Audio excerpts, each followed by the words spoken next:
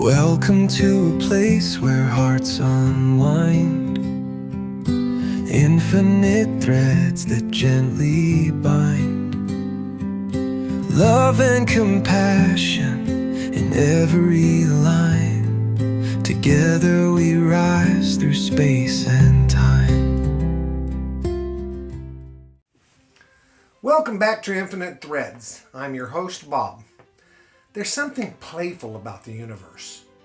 Not silly, not careless, playful in the way a master musician is playful, in the way a dancer trusts the rhythm so deeply that movement becomes joy.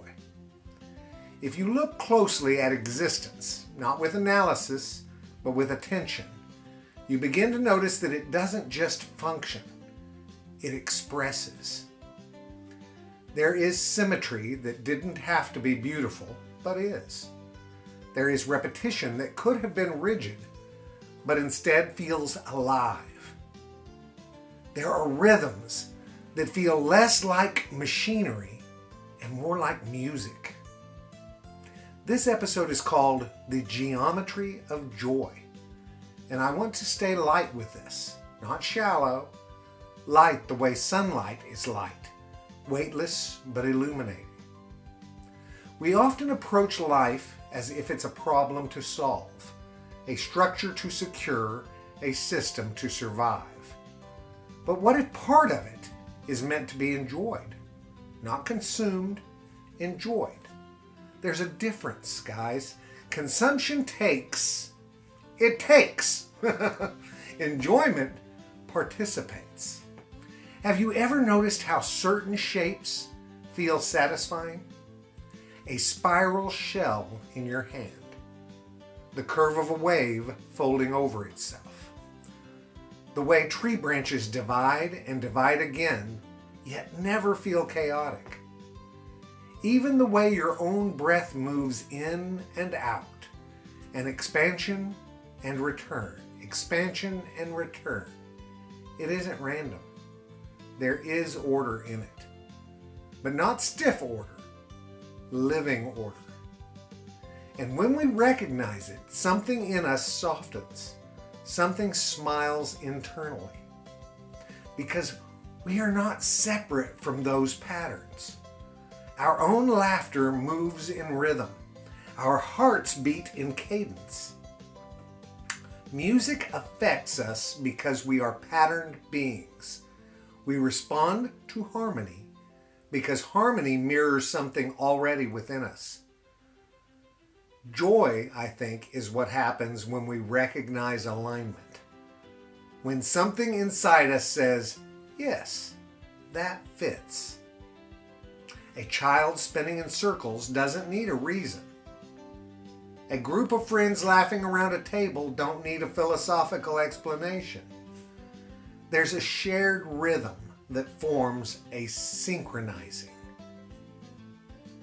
Have you ever been in a moment where conversation flows so effortlessly it feels like you're all part of the same current?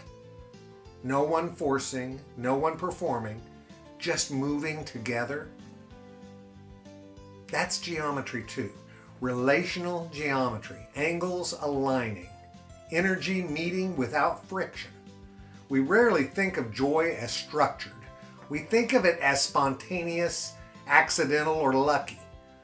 But look closer. Joy spreads in patterns. One smile invites another. One generous act opens space for another. One brave truth makes it safer for someone else to speak.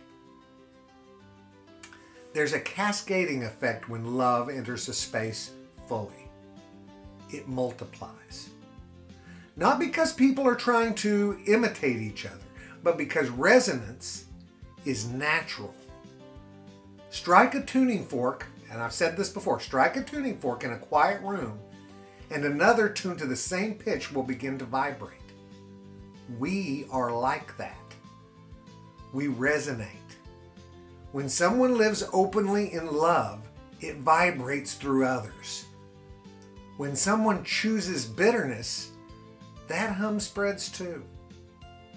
There is geometry to all of this, not cold mathematics, living alignment. You felt it before. I guarantee it. The way a sunset seems almost arranged. The way certain colors together calm you. The way certain voices soothe you. It's not only aesthetic preference, guys. It's coherence. We talked about it 2-3 episodes before this one. Your system recognizes balance. And here's where the love force enters this conversation again. Love creates coherence, not uniformity, coherence. Uniformity erases difference. Coherence allows difference to move in harmony. Think about an orchestra. If every instrument played the same note at the same time without variation, it would be flat and lifeless. But when each instrument plays its own part in alignment with the others, something extraordinary happens. There is tension and release, contrast and blend, individual expression within collective design. That is joy. Not forced sameness, but shared alignment. And I believe this is why kindness feels good in the body.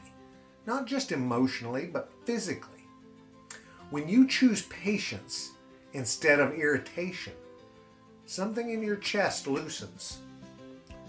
When you forgive even quietly, there's a recalibration inside of you. It's as if your internal structure settles back into balance. The geometry of your inner world shifts. We often talk about happiness as if it's dependent on circumstances lining up just right. But joy feels different. Joy feels like participation in something larger, like stepping into a rhythm that was already playing. And when you are aligned with love, even simple movements glow. A cup of coffee tastes richer and a breeze feels more alive. A conversation carries depth that surprises you. It's not because the world changed, because it hasn't. It's because you tuned yourself differently. There's a hidden elegance in existence. Not everything is pleasant, and not everything is easy. I'm not pretending suffering doesn't exist, especially these days, guys. But even in hardship, there are patterns of resilience. People helping each other. Strangers stepping forward. As Mr. Rogers always said, look for the helpers. Communities reorganizing themselves in response to difficulty. The structure bends without breaking. That's geometry too. Adaptive alignment, and I find it deeply hopeful because it means we are not just drifting. We are part of a responsive design. When love is present, systems self-correct more easily. When love is absent, things fragment. You can see it in families, you can see it in friendship, and you can see it in nations.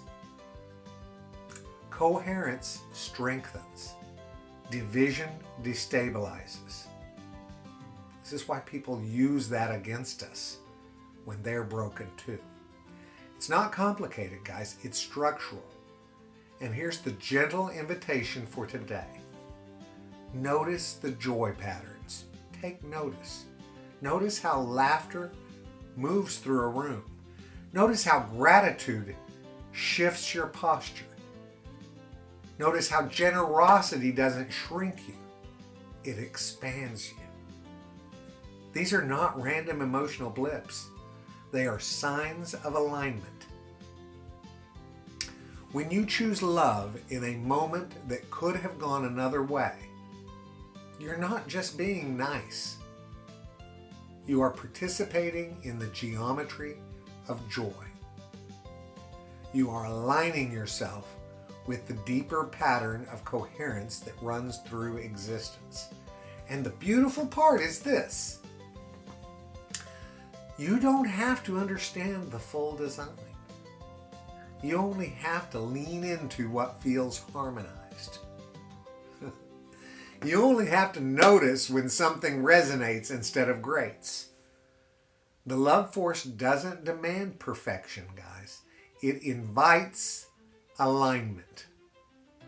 Small adjustments, tiny shifts, a softer tone, a slower reaction, a braver kindness, and then suddenly the structure of your day feels very different. Not because everything went smoothly, because it may not have, but because you moved with rhythm instead of resistance. There is something profoundly hopeful about this. It means joy is not rare. It is available wherever alignment is possible. It means you are not waiting for life to arrange itself perfectly before you can feel coherence. You can step into it right here, right now, by choosing to move in harmony with love, instead of against it. There is geometry in your laughter. There is structure in your compassion. And there is pattern in your willingness to stay open. And when you begin to see that, life feels less accidental and more artful, less chaotic and more expressive. The universe does not merely exist anymore. It dances. And when you choose love, you join the dance. That is the geometry of joy, guys. And I love you all very, very, very much. And you know what I need you to do, right? Go out there and pass that on, okay? Later, Gators. Bye-bye.